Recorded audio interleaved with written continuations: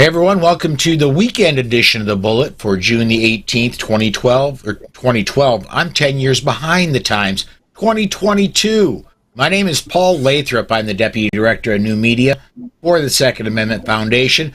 And jumping 10 years into the future, joining me this week, Rob Beckman from the Firearm Trainers Podcast, Alex Ooley of the Ooley Law offices in Indiana, and John Anderson from, pardon me, my brain is starting to go into lockup, from Sandhills Media.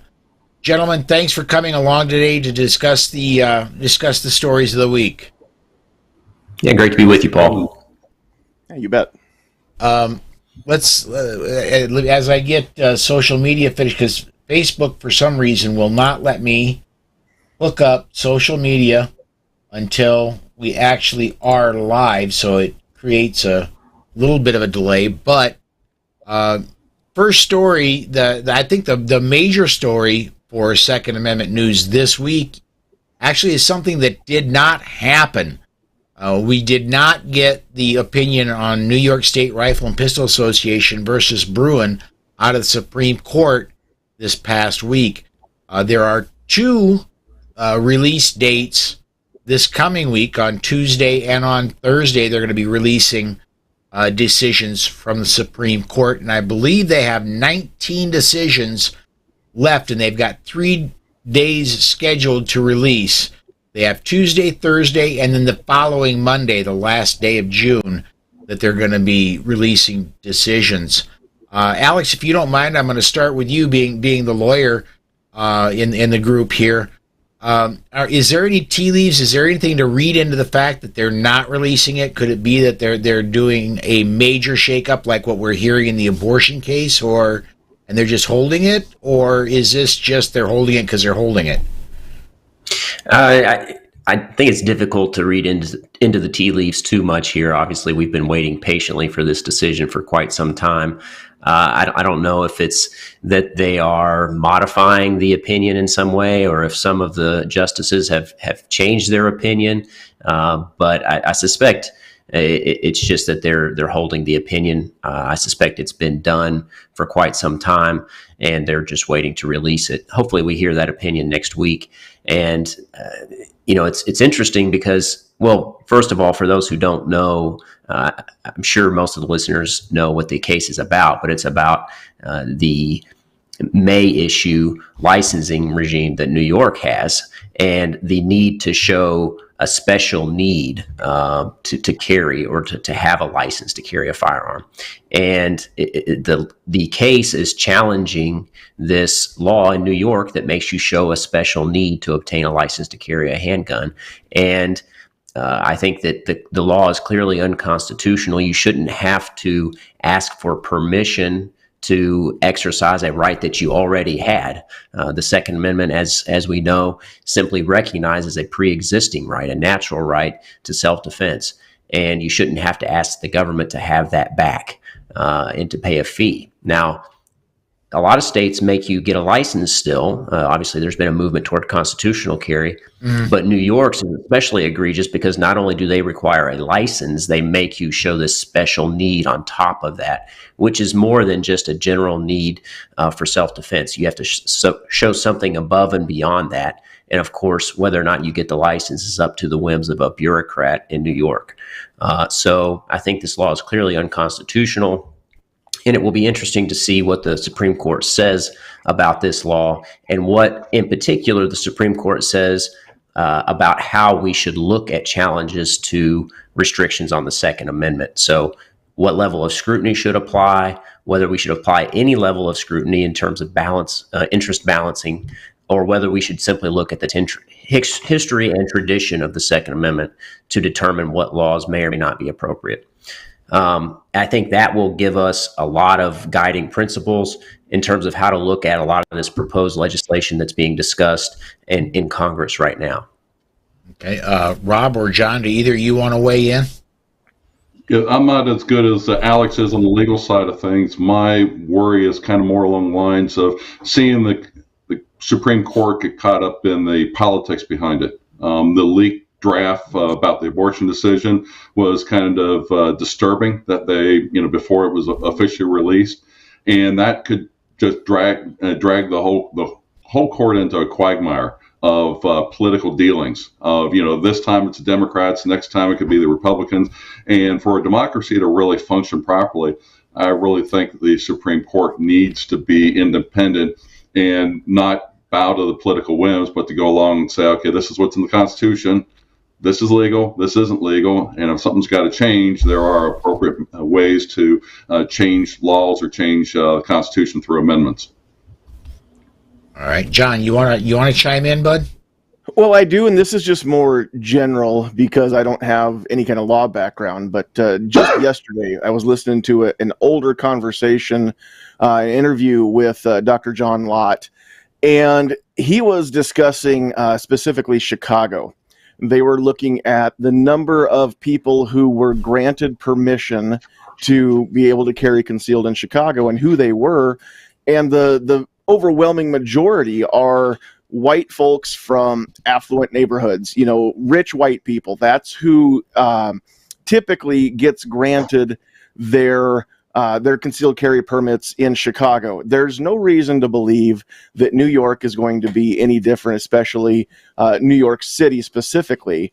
From what we've all seen, that is the typical concealed carrier in New York City is a rich white person. And so basically, more people need to just wake up and realize the fact that the folks that are in the poorer neighborhoods, minorities, those who aren't in the rich parts of town, they're apparently the state or the law enforcement officer who's reviewing this, they don't see a need for those people. The poor people aren't important enough to grant these permits to.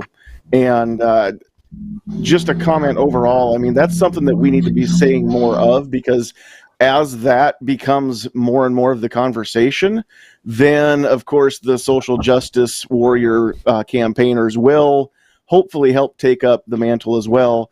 We may even see, some of them come to our aid in the fight against this May issue situation. Of course, I wouldn't hold my breath for that, bud. If we don't get the ruling that we want from SCOTUS, we can all hold out hope. But, of course, we want to hope for the best. We want to prepare for the worst. We need a plan. Yeah. I want to get a comment in here real quick. Speaking of the New York May issue, the justifiable need, Gerald says just living in New York was an obvious reason, referring to the need to carry concealed. Yeah, I would agree with that. When I was a truck driver, I had the unfortunate duty from time to time to have to go through New York City out to Long Island, and of course the only way out of there is to go back through New York City on the way out. And so after having to have had to do that a few times, I'm right with you, Gerald. If you're in New York, just being there is a justifiable need. And then I want to get one more in here. John, and we'll get to this later in the show as well. John on the Facebook side said Delaware House and Senate have just passed an assault weapons ban, 17-round magazine ban, and the state police will now be doing background checks before gun purchases. Governor John Carney said he will sign every gun control bill that arrives on his desk, and he's expected to sign these into law next week. Only so much of that goes onto the screens. So we'll be talking about that a little bit later too. But yeah. Yeah, all these restrictions that have been proposed in Delaware and also in the United States Congress, it's interesting that there's such a rush to pass these things when there's a case pending before the Supreme Court about how these sorts of laws and restrictions will be viewed by the court. It would seem to make sense, be much more efficient to wait for the Supreme Court's decision before these states or the United States Congress pass these laws, because it's going to give them a lot of guidance about what the Supreme Court's going to be looking at when they review challenges to these laws in the future. Congress takes a recess for July 4th, I believe, starting at the end of next week and through July 11th. So I think what's going on in the Senate has hit a bit of a hurdle right now, a little bit of a slowdown, but it seems to make sense to wait to pass any laws or to propose any of those laws until after there's this guidance from the Supreme Court. I would agree. Alex, I want to stick with you for just a second, if I could. It's not particularly relevant with the Bruin case that we're all waiting for. However, going back to the, I believe it was either the McDonald or the Heller case, one of the two, there was this common use principle that came in one of those two cases where you're not supposed to ban weapons that are in common use. I believe it was Scalia that was the one that wrote on that. And the AR-15, the assault weapon they want to ban, the big scary black gun, that is the most popular rifle in America for everything I've been able to find, the most popular sales, at least for the last several years. Do you, in your opinion, do you think these bans on the AR-15 are going to run afoul of the common use principle? Yeah, I think clearly these bans on AR-15s and so-called high-capacity magazines are going to be in violation of this common use test that was developed in Heller. I think that the AR-15, there are millions of them. It's the most popular rifle in America. The AR is more accurately America's rifle than an assault rifle. And for people who don't know, it actually stands for Armalite rifle. But the most popular rifle in America would certainly be considered commonly used under the common use test developed by the Heller case. And just so people know where this common use test comes from, obviously the Heller case, but in Heller, the court said that, the Second Amendment isn't unlimited. It's not completely unrestricted. There can be some laws that would be reasonable under the Second Amendment. So the question is, what sorts of laws would fall under the Second Amendment and would be legitimate under the Second Amendment? And the court developed this common use test as a guidepost to help determine that. And like I said, I think AR-15s and standard capacity magazines, really, because typically when you have an AR-15, it has a 30-round magazine, at least 20. Yeah. Can I interject real quick, Paul? It's absolutely. I remember here, it's been a couple of years ago now, and I can't remember exactly who it was. I want to say it was either Dianne Feinstein or Nancy Pelosi, but one of them in an interview, somebody had brought up the common use clause. And she said, just because people own them does not mean that they use them. So, Alex, can you just expound a little bit on what common use actually means when we talk about common use? Yeah, sure. So the common use test, and actually just to give a little bit of background, so Heller was decided in 2008, and the Heller decision basically stood for the proposition that the Second Amendment protects an individual right, not a collective right. And as part of that decision, the court developed this common use test.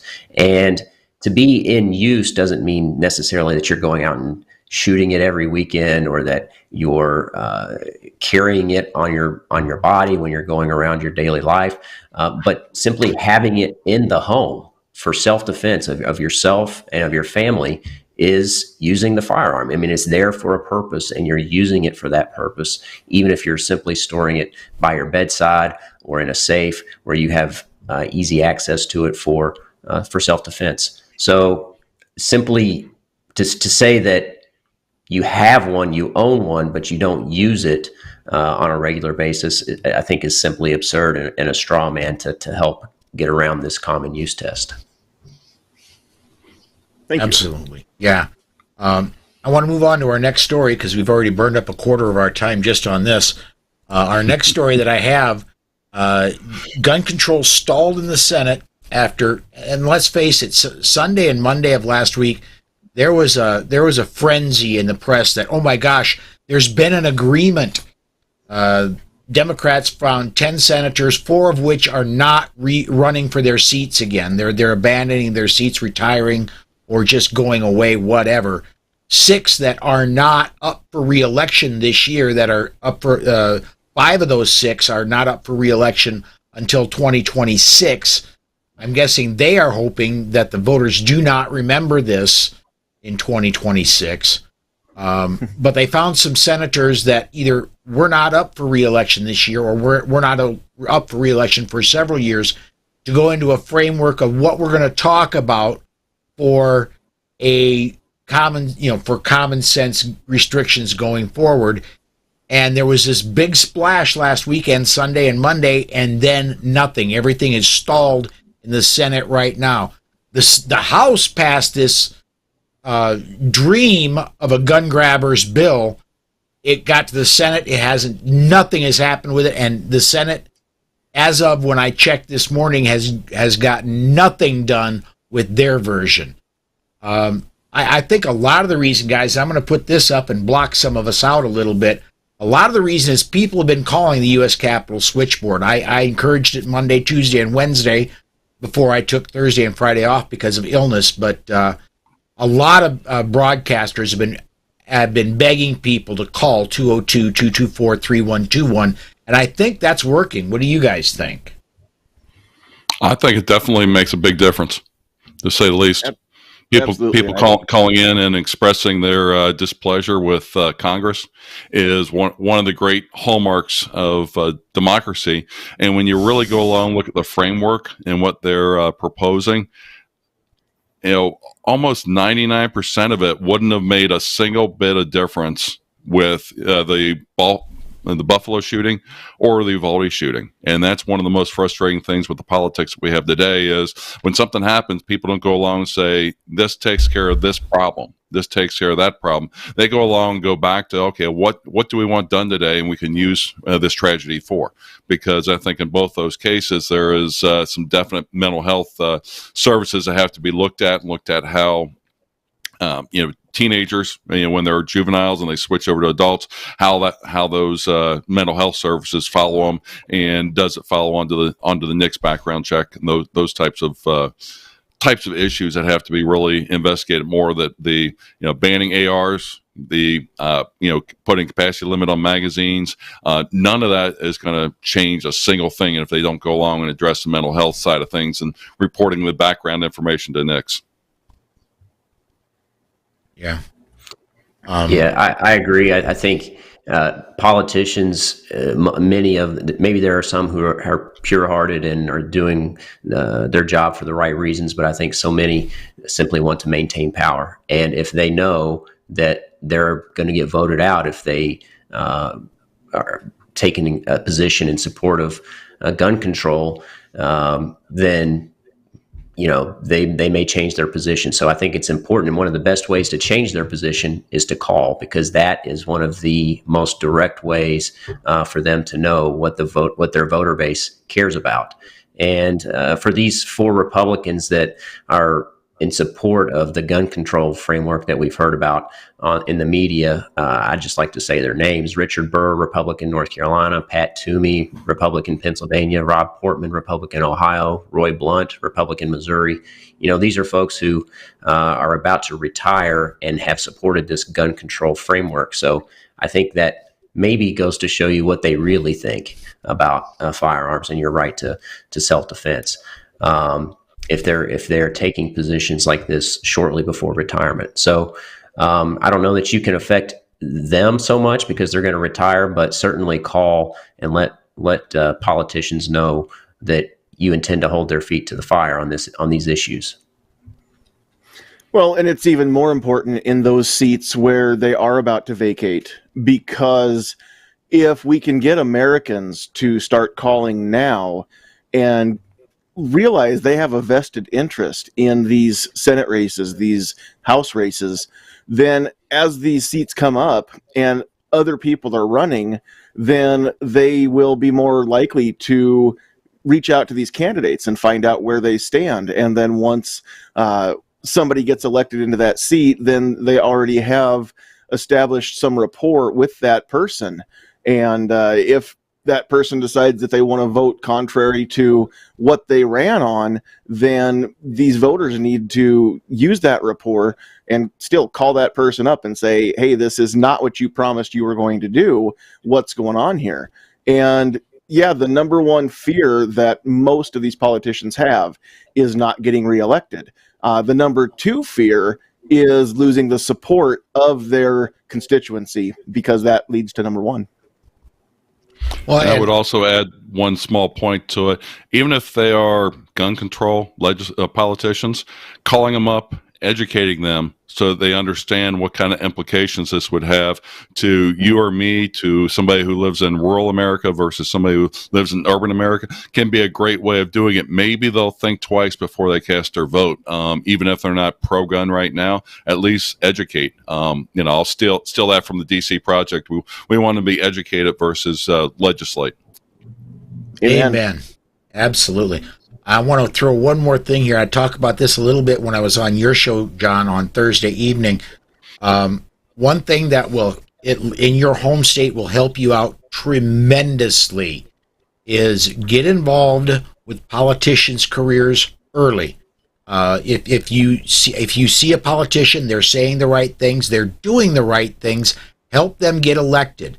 And then when they go on into higher office, and keep working for them in their elections, go knock on some doors for them, go to their office, make phone calls or answer phone calls, things like that. When you work for them, and this costs you virtually nothing other than your time. I'm not saying you have to give them cash, although that helps too. But if you help them get elected and you're on their list as a volunteer worker for them, they're going to listen to you, especially when you call up, as I did to Senator John Thune multiple times this week, my senator here in South Dakota, one of my senators in South Dakota.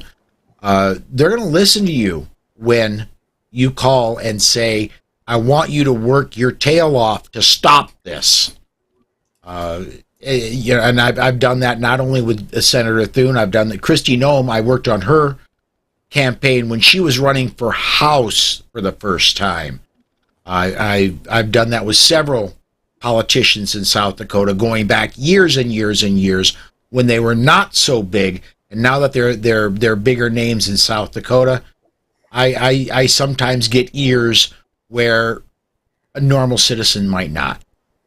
And I think, too, it's important to point out that we don't just want to call our senators or our representatives and say, please vote against this bill or please vote for this bill.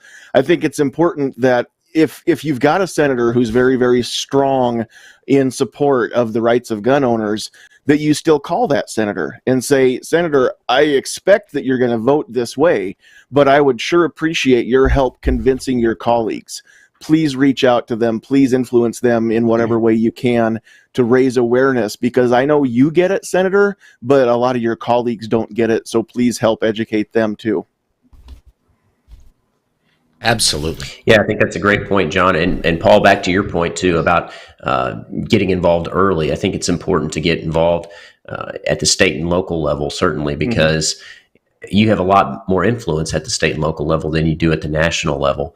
And politicians at the state and local level are more likely to listen. And the states act as sort of a final refuge for individual rights, because even if theoretically the Second Amendment were at some point repealed, the states could still protect your individual rights, at least at the state and local level. So it's incredibly important to be involved, not only at the national level, but especially at the state and local level. So make sure you let your representatives know, not only at the national level, but at the state and local level, that you expect them to stand up for your individual rights. All right, let's go ahead, move on to our next story. This one out of Rhode Island. Getting this off of whatsupnewp.com. 3 firearms bills, including a ban on magazines that hold more than 10 rounds, are headed to the governor's desk after passing Rhode Island's Senate. They'd already passed the House. They passed Tuesday night in the Senate. And now they are headed to the governor's desk. And by now they may have already been signed. But gun control is coming hot and heavy, not just in Delaware, which we're going to be going back to, but in Rhode Island as well. Under the bill, those who already own large capacity, what we in the gun world call standard capacity magazines, will have 180 days to permanently alter them so they comply with the law, surrender them to police, or sell them to buyers in places where they remain legal. Law enforcement and military personnel, of course, are exempted. Yeah. Laws for thee, but not for me. Exactly. And the one thing to put into focus for everybody, New York State already had a ban on the, large capacity, high capacity magazines for ARs. And look what happened up there in Buffalo. And they're replicating the same thing. They know it's not going to change a single thing, but it's a good virtue signaling to their supporters that they are going out there passing these gun control legislation and not making a single dent when it comes to violent crime, not making a single dent in making these mass killers, making it harder for them to do it, because they're just making it harder for the legal law-abiding citizens that have legitimate reasons to go along and use these. I think it's interesting, too, in that article where the Democratic committee chair said, quoting, high-capacity magazines have no legitimate purpose for hunting or self-defense. They enable shooters to unleash torrents of bullets and inflict maximum harm in mere seconds. Now, I'm just curious, does anybody feel the senator could guarantee that they will never be, do you feel that senator could guarantee you will never be in a situation where you need 30 rounds or more, and you may need to unleash a lot of bullets in a short amount of time? Lord willing, we never have that happen again, but if there's an angry mob situation, another situation similar to Kyle Rittenhouse or somebody like that, I think it's very important when that happens, if you get a chance to actually talk to these lawmakers, ask them if they will personally guarantee that will never happen to you. Of course, nobody can guarantee that. And so why would you take away my best tool to defend myself and tell me I don't need it to defend myself when you can't promise that I'll never need that to defend myself? So that question, along with how do you intend to disarm the criminals, this only disarms the people that abide by the law. Those are the two most important questions we can ask these people who want to make our decisions for us. Can you promise this will never happen and I'll never need this if I give it up? Agreed. And also bring up, and we talked about this for about 2 seconds pre-show while we were getting ready to go online. Also bring up that Miami is getting ready to do a buyback illegally and sending those weapons to the Ukraine. Ask if the people in Ukraine need to have a 20 or 10 round magazine limit on the weapons they have there, because Russia is not that far from Alaska. Well, since those magazines have no legitimate purpose for self-defense, then surely we're not sending any of those to Ukraine, right? I mean, we're sending them typical bolt-action hunting rifles or revolvers that hold 6 rounds. That's the best thing for self-defense. Or I think we should just crate up all the double-barrel shotguns, and send those to Ukraine. And the people can just step outside, fire 2 blasts, and the Russians will go home. Yeah. Yep. That's the best. Just buy a shotgun, Ukrainians. Buy a shotgun. There's a lot of them close to you in Turkey. They make them there. A lot of them. And they're not that expensive. Well, of course, the international monetary trade being what it is, it may be, but here in the United States, they're not that expensive. So, right. Yeah. Let's see here. Oh, no, I cannot answer the phone right now. Next one. This is similar, the same vein. Delaware has passed a spate of gun control. They've raised their minimum age to purchase guns to 21. They have, I believe, they've passed a assault weapons ban, and they've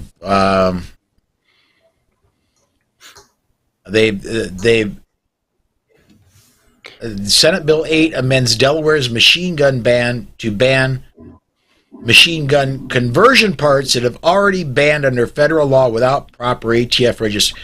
So if you... Double secret probation. Yes. If you have your tax stamp and have a full auto, now you can't have it. Okay, got it.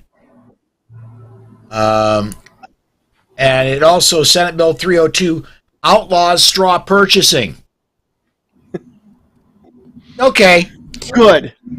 Novel idea. And once again, this goes back to the beginning of the show about the importance of the New York State Rifle and Pistol Association versus Bruin case, because the framework that the Supreme Court is hopefully going to provide about how to view these sorts of restrictions, about how to evaluate these sorts of restrictions, is going to be very important. Because, for instance, with the age restrictions, if you evaluate the text, history, and tradition of the Second Amendment and the right to keep and bear arms, does that age restriction hold up? Does it hold muster? I think clearly not. There has never been some sort of restriction based on age at 21 to restrict people from exercising their right to keep and bear arms. So I think that fails clearly under a text, history, and tradition analysis. So I hope that that's what the court says these sorts of challenges should be evaluated through is text, history, and tradition, because the risk with a interest balancing approach is that the courts have a lot of discretion about how those come out, because they're trying to weigh the risk to public safety with your individual rights, and courts often can rationalize some way to make those come out how they want. So I hope the court goes with a text, history, and tradition analysis, because I think these sorts of restrictions, especially on age, magazine capacity, types of firearms, I think are going to fail. So I want to clear this in my mind, if I could, Alex.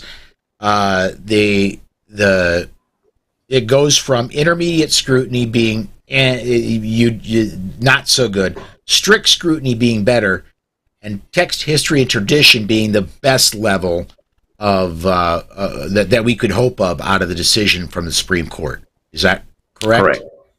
Correct. And then, John, now for some reason I cannot put these online because my software is not picking them up, but I'm going to read a couple of Facebook comments we got coming in. Gerald said, I've never used a fire extinguisher, but in common use, I have used a fire extinguisher, but it has been about 30 years ago.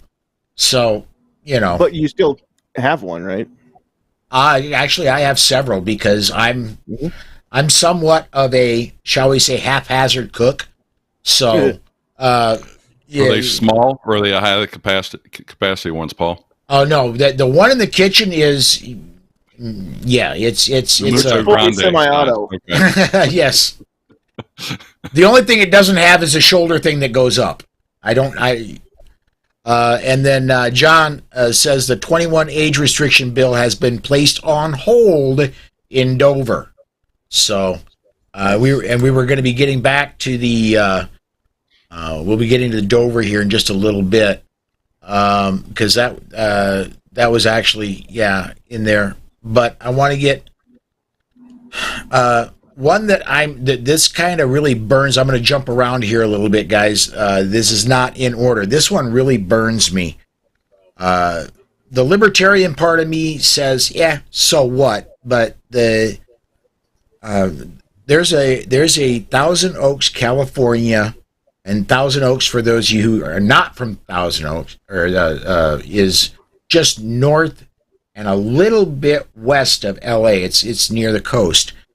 But there's a pet shelter that says, we will not let you have a dog if you support gun control. You have to swear that you support gun control. If you support the NRA, we will take your dog from you if you find out. This is a private business. It's an independent shelter. It's not government funded. So the libertarian in me says they can do what they want. I did a fast Google search on Google Maps. There are 2 other shelters within a mile and a half of this place. However, I think it is extreme. If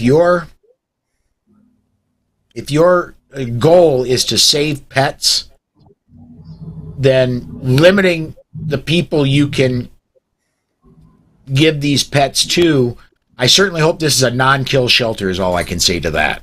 They've effectively disqualified 1/3 of America's population just with that one rule. Yeah. Despite, and on top of that, their age limits and everything else. But it just seems to me like they're literally sacrificing puppies on the altar of gun control now. Yeah. I keep one thing in mind too, that when it comes to, gun ownership and things like that, nobody owns, in our circles, a gun to commit a crime. We use it for self-defense, for hunting, for sports shooting, those types of things. So that, as much as they are hopefully, there to try to save the lives of these pets, they're also putting the lives of the owners at risk, because they're saying that you can't defend yourself if somebody breaks in your house. And we all know from the news reports and things like that how bad crime is in LA. Yeah. And chances are you're not going to have a breed of dog come through there that's going to be a good guard dog that you can use in lieu of a firearm in that town. Well, and then you get into the liability issue too. If you use a dog against a criminal coming in your house, how many lawsuits would that spin off? Right. Yeah, as much as I hate this policy, I think I'm opposed to any law that would restrict the freedom of association in this regard. I think, like I said, I'm like you, Paul. I hate this because it will take away a bunch of potential pet owners who would adopt these animals, and I hope it's not a kill shelter. But it takes me back to, there's a famous case, and I'm blanking on the name of it now, about a baker who refused to make a cake for a gay couple who wanted a cake for their wedding. And there was this huge dispute about whether the baker was going to be compelled to bake this cake for a gay wedding, for which this baker had a moral disagreement with gay marriage. And I think that when you step into these sorts of restrictions on a freedom of association, it takes us down a bad road and a slippery slope that I don't want to engage in. So while I disagree with this policy wholeheartedly about not wanting to associate with people who don't support gun control, I support their freedom of association above that. Absolutely. That's a very good point, Alex. Mm-hmm. The one thing I do have an issue with them is if they find out after I adopted a pet that I support the NRA, and they just use the NRA as that's the big name for gun rights is NRA. If they were to come later and say you support gun rights, we're taking your dog, they would meet the end of my carry weapon. The heck you are. Once that dog leaves, it's my dog, and you're not taking it back. Mm-hmm. Well, the big thing is trying to make sure that, Alex put it in very good terms there. As much as we are pro-freedom, pro-gun ownership, we also got to support the people and their decisions about things. But also, too, everybody's got to realize that, once you take possession of, a pet, different things, that goes from being your dog and becomes my dog. And those are important points that everybody should support. Now, is this something that is in the paperwork, though, that these people who adopt these pets they're aware that this is there, and they're knowingly signing and agreeing to this? Because again, that's going to change the whole dynamic as well.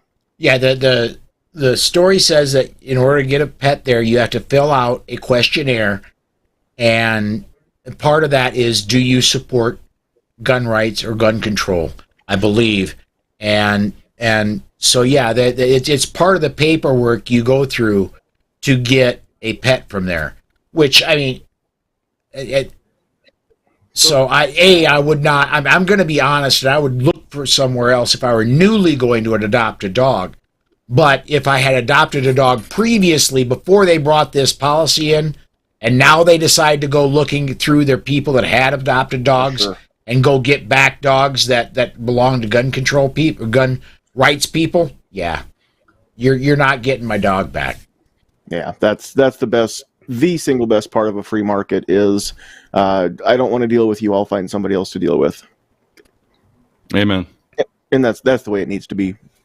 And on this topic, we got a comment from John.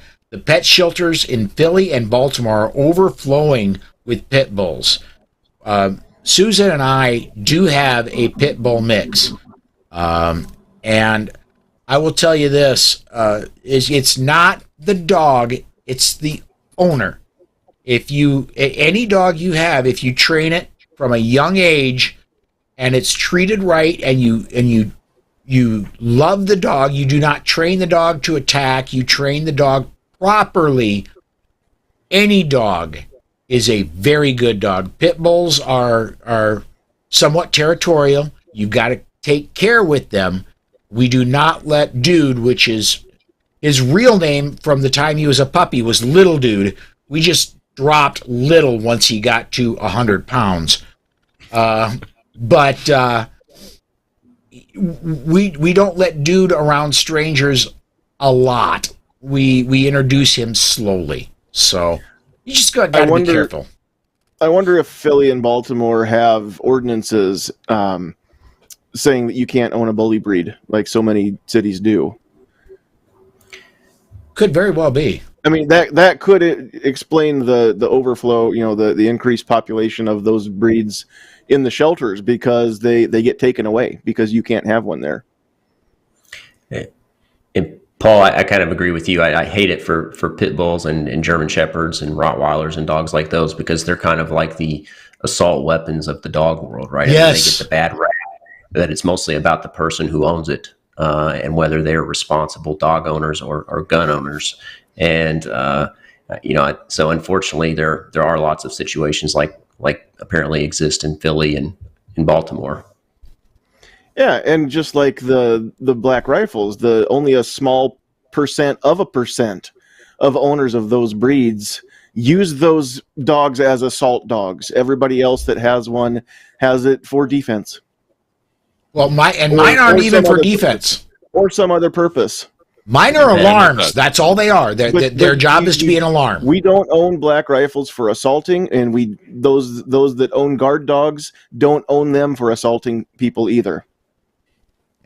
My Dude's main job, and he does it very well, if somebody comes up to the door that isn't supposed to be there, he's supposed to bark and bark loudly. And boy, does he do a good job at that. Let me get this comment up. It's not and taking this right back to where we should be. It's not the gun, it's the owner. Just as it's not the dog, it's the owner. Mike White, and I love the picture. I don't know how it's very tiny when it shows up on screen, but I love the picture on his YouTube that comes through. See you in court if you want to take my pet back, and he hasn't done anything. Yes. Mm-hmm. All right, let's see here. Let's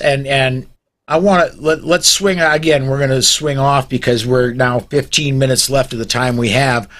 Rob, why don't I'm going to have you take the lead on this. Let's talk about the Emily Miller story.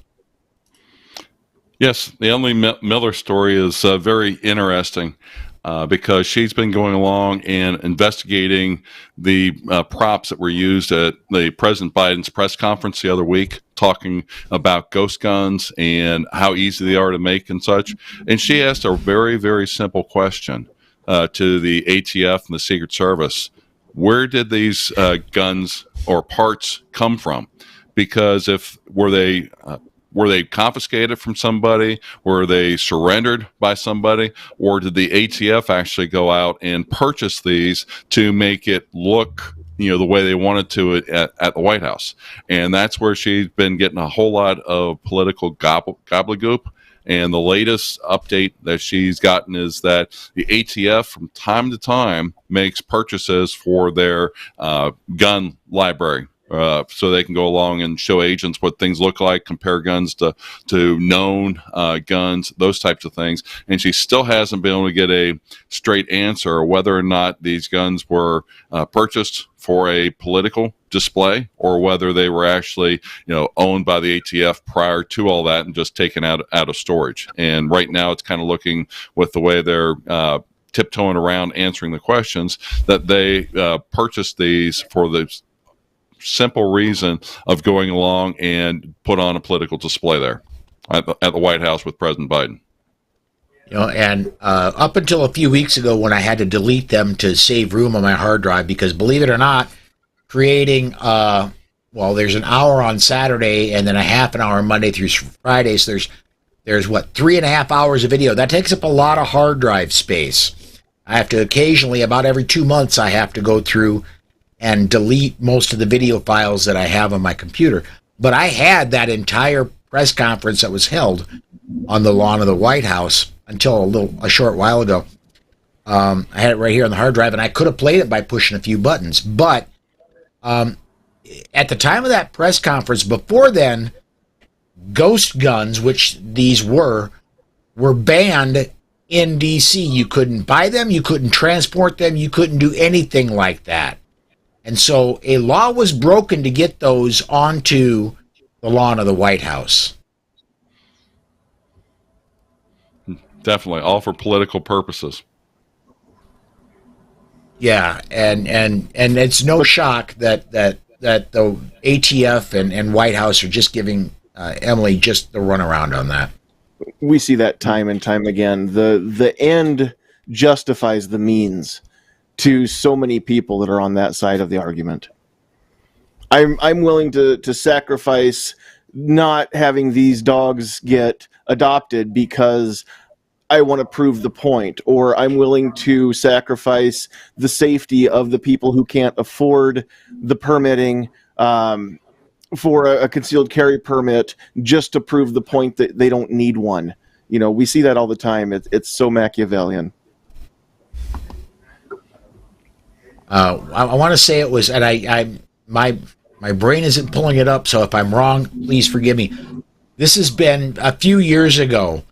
I believe it was Chuck Todd with NBC News on a Sunday morning program. The offices for the Sunday morning program, where he was and where the cameras were New York City. And he pulls out a 30-round magazine and shows it on the air. And oh, by the way, this is after New York had passed. You could only have a 7-round at the time magazine in New York State. What happened to him? Nothing. Absolutely nothing. Well, I think it's a great example for anybody who goes along and wants to have more gun control to show how easy it is to trip things up. When you go along with the tens of thousands of gun laws that we have out there, putting a vertical forearm on a pistol is illegal, but you can put a vertical forearm on a rifle and it is legal. You can go along and do a lot of things, but if you just change one little thing by accident or just by not knowing the laws, all of a sudden you've broken the law. Not just a state law of misdemeanor where you get a ticket, but laws that have some serious penalties behind it. The possession of high capacity magazines in a lot of jurisdictions are restricted. Hollow points are restricted in New Jersey. Now, keep in mind, every one of these is in addition to any other crime, but you can also be charged with literally just having possession of these type of devices and not hurting a single person in the matter of carrying them around. And that's what really is eye-opening to people when I explain to them about all these different laws. And if you put two parts together that are wrong, it's not going to go. It's going to get you in trouble, and it's not because it makes it more deadly. It's just because that's the way the law says. You can't put those two pieces together. Well, and even more detrimental is the fact that if somebody is not plugged into current events, politics, things like that, a law would get passed, and it takes effect on a given day. So somebody may own these devices on June 30th. and they wake up in the morning, July 1st, they don't even know it. They're a felon multiple times over. And these laws create criminals, but they don't stop criminals. They just create a new class of criminal, and that's all they do. Exactly. And again, only the law-abiding, only the non-criminals comply. The people who are willing to break laws aren't disarmed. So we continue to let the bad guys have their way, and we continue to tie the good guys' hands tighter and tighter. Yeah, that's a great point. And this is one of those areas where the law is not intuitive. People get in trouble because they're violating laws. I mean, we have far too many laws, and so many laws are put in place, and people don't know that they're violating the law because they're not doing something that's inherently wrong. It's wrong because the law says it's wrong. There's nothing wrong with having a 30-round magazine, except in certain jurisdictions because the law says so. So people can get in trouble because the law doesn't necessarily, it's not necessarily consistent with our sense of right and wrong from a moral perspective. And there's this, I think there's a book, it's called 3 Felonies a Day, and it's about how there are so many laws that it's impossible to comply with all of them. And we unknowingly violate laws every day. Even the people who try to live a law-abiding lifestyle and try to be law-abiding citizens can't do it because there are simply too many laws. And yet, in every jurisdiction of which I'm aware, ignorance is no excuse. If you're not aware of the law, you are still not protected from that law. Mm-hmm. In a lot of the liberal cities, you've got, where somebody might be charged with 10 different violations of felonies. The DA, the prosecutor, will go along and drop 3/4 of them just to be able to go along and convict them on 1 or 2. And you sit there and scratch your head over, okay, I would get charged with having a 30-round magazine, but because they had drugs on them, the DAs decided to drop that charge and just charge them with possession of drugs. Along those lines, which is really frustrating because they should be held to the same accountability as I am. We've gotten all kinds of comments in. I want to go back to the dog one here for just a second, and the dog story for just a second, and then we're going to move forward to some because we're coming up on time here. But going back to Mike White over on YouTube says, "I have an American pocket bully." And he said, my icon is of my pet pit bull that passed away last year of blood cancer. And, it's for those of us who do have pets, we say, you hear it said all the time, they're a part of the family, but man, they're only around. In the case of dogs, a 15-year-old dog is a very, very old dog. But boy, it hurts like heck when you lose them. And it very much feels like a family member is gone when they passed. And, I'm curious though about the pocket bully. Which pocket do you carry that in, and what kind of holster do you need? I want to get a pocket bully. Yeah. And Spartan 6 says, "I refuse to be lectured about gun control from an administration that armed the Taliban." He's got a point there. And going back to Mike White, we don't worry about breaking laws in California. Our DAs don't prosecute, or if they do, it's a slap on the wrist with no jail time. Mike, I would caution you that's probably depending on which side of the political spectrum the lawbreaker is on. Doesn't it depend on whether or not the stolen article is worth $900 or $899 in California? And I would imagine that the prosecutor would not have a problem in the world making an example of somebody who has possession of a 16-round magazine or an 11-round magazine. I think they have a 10-round limit there, but it could be 15.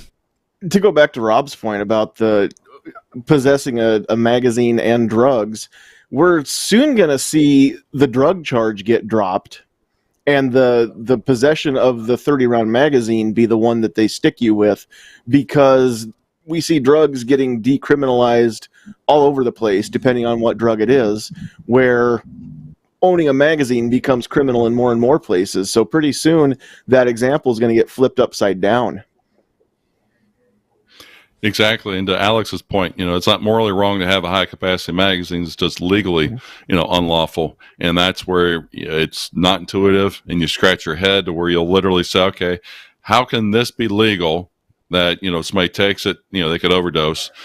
But over here, I've got a magazine that is not a threat to anybody unless the person using it decides to make it a threat. Yeah, and one of the ways that I judge whether or not a law is a good law or a bad law is this something that's illegal everywhere, like murder, or is it something that you have to know your jurisdiction to know whether or not you can have this here, because those people over there can have them, but these people over here cannot. Bad law. Mm-hmm. Definitely. And Mike let us know it is a 10-round limit in California. Although I would say, hold on, Mike. That there are lawsuits that are gonna, I hope, change that. The current one in front of the Supreme Court doesn't have I don't think it's going to have any bearing on magazine limits. But there are lawsuits by my boss that are hopefully going to be changing some of that. So. Yeah, the current case in front of the Supreme Court won't directly impact those magazine capacity challenges, but the framework that the Supreme Court uses will ultimately be used to decide those sorts of cases, challenges to those sorts of magazine capacity restrictions. And just one last point, Paul, about these magazine capacity restrictions. We've talked about these a few times throughout the show. What's so crazy is the common objection is you don't need an assault rifle. You don't need an AR-15 with a high capacity magazine. I mean, the fact is these are commonly used rifles, the most popular rifle in America. The standard magazine that comes with them is a 30-round magazine. And when somebody's in trouble, when a killer attacks a school, when somebody is going on a rampage in a subway, who do we call? We call people with guns. And what gun do they usually bring? They bring an AR style rifle with a 30-round magazine. Yeah, absolutely. And I'm really, I don't expect that nationwide. The Senate is stalled, and I hope they're going to be stalled. I'm going to put this up one more time because we keep calling the U.S. Capitol switchboard 202-224-3121. Don't stop there. Every senator has in their home state at least 3 or 4 offices. In my rural state of South Dakota, we've got between 650 and 700,000 people in the whole darn state. We have one of my senators has 4 offices. One of them has 5 offices throughout the state. I will call each office to get my name in the register at their offices multiple times. That way I don't get one call to Washington, D.C. I get a call to Washington, D.C., and I get 3 to 4 to 5 calls in their individual offices, so my name hits their register multiple times. I'd encourage you to do that the same, especially if you are, say, in California, and there's got to be 9 or 10 offices in California. If you do that, the same thing there. If you have an anti-gun senator like Feinstein, make sure your voice is heard not once but multiple times. You can't vote multiple times, but you can make your voice heard multiple times. Can I comment on top of that too, Paul? Yes, sir. We see so many times that it just looks like everybody's letting somebody else do this. They're waiting for somebody else to do this. I know, speaking from my experiences working to try and pass some laws down in the Nebraska Capitol in Lincoln, I always say this on my show on Thursday nights, the property taxes are one of the biggest hot ticket items in Nebraska. And a few years ago, there was a property tax bill that was coming up for debate. And one of the senators was just blown away at the amount of calls that he or she had gotten about this property tax bill. They had over 20 calls. 20. They had over 20 calls. So a U.S. senator or a U.S. representative, if they get, let's take that times 10, if they get a couple hundred calls, they're going to take note. I would venture that there will be a couple hundred people that hear this conversation eventually. If all of you would just take time to call that phone number and just, again, get your name recorded in the register for just your lawmakers alone. And of course, if you've got a vested interest in multiple states, then call those lawmakers as well. You maybe own property in more than one state, or work in more than one state, or have family and friends in more than one state. So you have a vested interest in their rights and their well-being as well in those states. So reach out to as many folks as you want to, but don't wait for somebody else to do it. It's not somebody else's job. It's yours. It's mine. It's Paul's and Rob's and Alex's job. It's all of our jobs, yours included. Absolutely. Well, we are officially over time, so I'm going to start the process of shutting things down. We're going to go in reverse order. John, I'm going to start with you. Tell everybody what Sandhills Media is and where they can find your stuff, dude. Sandhills Media is a place where I just get to rant because it's my channel and it's my Facebook page.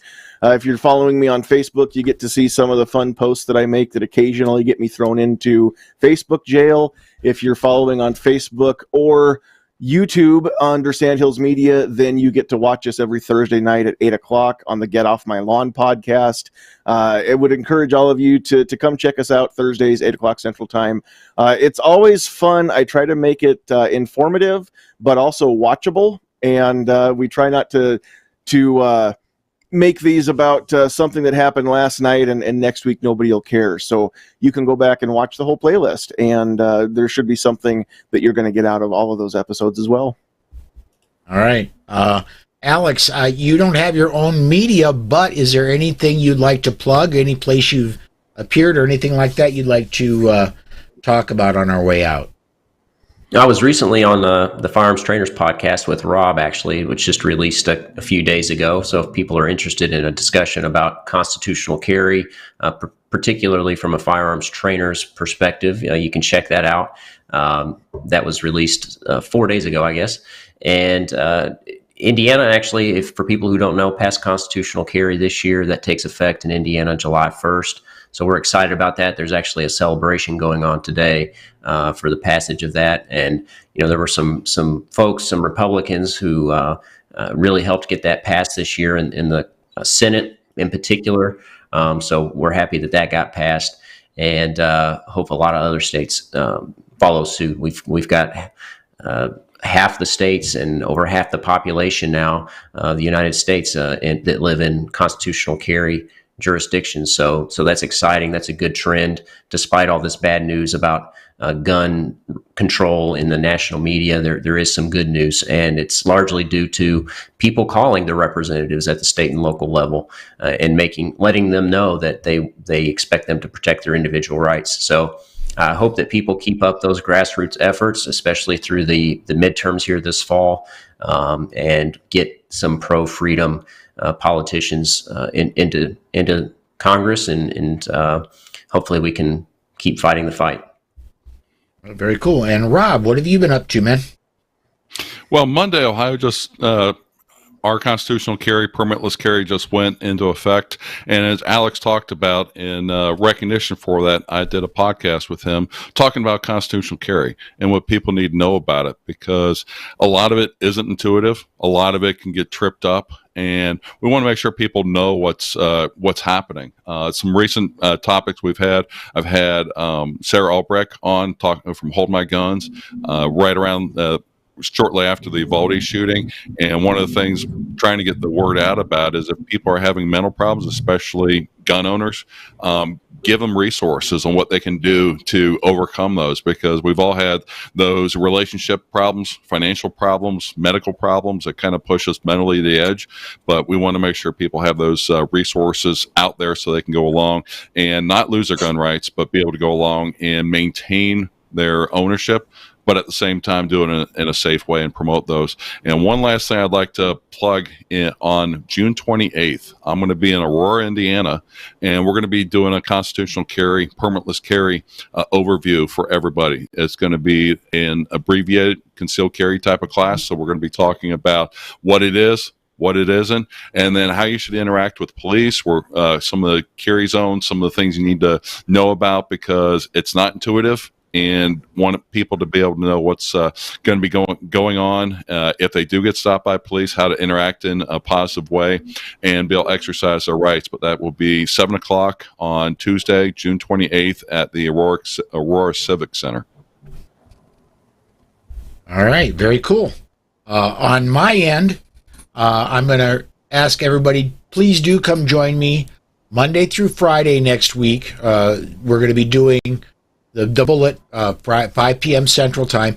On Tuesday and Thursday, I think it's especially useful for you to turn in. I do expect this week, we're going to get the Bruin decision. And I've been, every day they are releasing decisions, I've been watching SCOTUS blog for, as soon as it hits, I'm going to be digging into it, and we'll find out exactly what the decision says, and we'll be going in depth when the decision's released, and I'll get you all the information I can within the confines of a 30-minute program. So, and then next weekend, if the decision does come out, we'll go really in depth here on it. So, I think that's going to go ahead, and we're going to call that it for today. I want to get one more comment in here. Mike White said, I call Feinstein for all the good it does us. She's set in her ways and she doesn't care. She has no opposition. Good on you, Mike. Keep doing it. Even if you think you're not doing any good, you're getting your voice heard. You are, at the very least, you're a tick mark because she gets reports. Those calls have to be they have to be recorded, so to speak. They have to be, they have to make a record of those calls. And so your voice is getting to her. So, Opposer. Yeah. So Opposer. Look what happened with Myra Flores. Opposer. Yes. If not you, Mike, then find somebody to do it. Yeah. A good friend of mine who's familiar to a lot of you who are watching, Yehuda Reamer, the Pew Pew Jew, was so very upset that one of his Texas senators was among the 10 that are agreeing to talk about gun control, that he swears he's going to run against him when he's up for re-election in 2026. Good luck on you, Yehuda. I hope you do. I hope you have all. I wish you all the success in the world. Nothing like stepping into the deep end of the pool first time out, bud. Mm-hmm. So, all right. That is going to do it for us this week. Thank you, everybody, for watching. Please come join us again next weekend, 12 noon Central Time on Saturday. Thanks for watching.